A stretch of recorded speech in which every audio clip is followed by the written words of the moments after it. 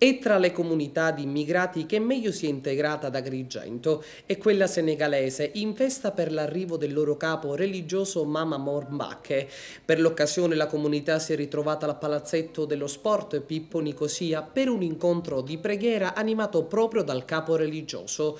Un momento di aggregazione che i senegalesi agrigentini ormai a tutti gli effetti hanno vissuto con intensa e profonda religiosità, con canti e preghiere. Tante le iniziative organizzate dall'associazione Arsa di Agrigento, presieduta da Diop Papa Amadore, per tutti il delegato sindaco della comunità di migranti ad Agrigento. Noi abbiamo l'obbligo di rendere omaggio alla nostra città. Da molti anni che viviamo ad Agrigento, ci sentiamo integrati. In questo momento dove si parla della crisi, noi pensiamo che c'è una crisi morale.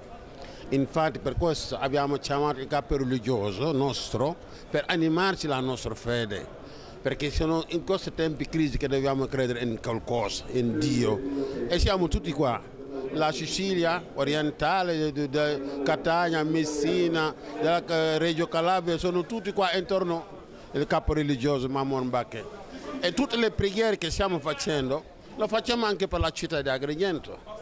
Perché vogliamo che migliori diciamo, la nostra vita in tutti, non soltanto per noi, per tutti gli agrigentini, perché ci sentiamo parte integrante di questa città.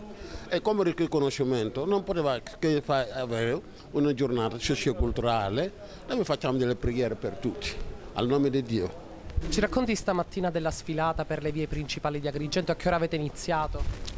Presto, perché dovevamo aspettare che arrivi il capo religioso da Palermo, e questa uscita che noi facciamo è una marcia per la pace, per benedire anche la città dove viviamo, e così per raccogliere, per far capire alla gente che noi siamo qua con voi e siamo parte integrante di questa città e vogliamo bene a tutti, siano gli agrigenti, a tutto il mondo. Per questo abbiamo queste iniziative. E veramente sono molto contento, diciamo così, e felice perché questo per noi, le senegalesi, è una giornata molto, molto importante.